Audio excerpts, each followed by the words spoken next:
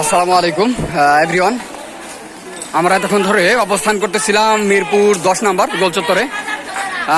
আমাদেরকে ছত্রভঙ্গ করার জন্য আপনার 2 নম্বর থানা থেকে আমাদের দিকে কি বলে টিয়ার সেল নিক্ষেপ করছেন।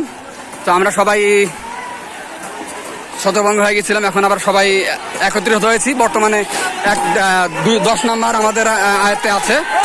যারা স্টুডেন্ট রয়েছেন স্টুডেন্টদের আয়ত্তে 10 নম্বর, তারা 10 নম্বর আয়ত্তে নেওয়ার জন্য অনেক চেষ্টা করেছেন, কিন্তু পরবর্তীতে সে বিফল হয়েছেন। বিফল হওয়ার কারণে তারা একদম 10 নম্বরের কাছাকাছি গিয়েছিলেন, কিন্তু এখন তারা কিন্তু আসলে 10 নম্বর থেকে অনেক দূরে 2 নম্বরের দিকে তারা আছেন। আপনারা দেখতে পাচ্ছেন ছাত্রলীগ এই মুহূর্তে গুলি করতেছে। হ্যাঁ, আমরা দেখতে পাচ্ছি আমাদের সামনে ছাত্রলীগ আসতেছেন, সাথে ছাত্রলীগ সাথে পুলিশ আছেন। তো দেখতে পাচ্ছেন, আপনাদেরকে দেখানোর জন্য চেষ্টা করতেছি।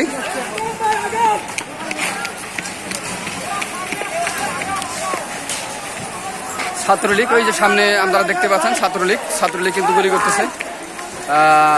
সাধারণ যারা শিক্ষার্থী রয়েছেন আন্দোলনরত তাদের দিকে ছাত্রলীগ গুলি করতেছেন, এবং সাথে পুলিশ রয়েছেন। পুলিশের সাথে ছাত্রলীগ যুক্ত হয়ে কিন্তু সাধারণ ছাত্রদের উপরে দেখতে পাচ্ছেন। পুরা মিরপুর 10 ছাত্রদের আয়ত্তে রয়েছে এখনো। ইনশাল্লাহ দেখেন, আপনারা দেখতে পাচ্ছেন ছাত্রলীগ কিন্তু ধাওয়া খেয়েছে। ছাত্রলীগ ধাওয়া খায় কিন্তু তারা পালাচ্ছেন। যারা স্টুডেন্ট রয়েছেন, যারা সাধারণ স্টুডেন্ট রয়েছেন, তারা কিন্তু তাদেরকে ধাওয়া দিচ্ছেন। তারা কিন্তু এখন পিছু হটতে বাধ্য হয়েছেন।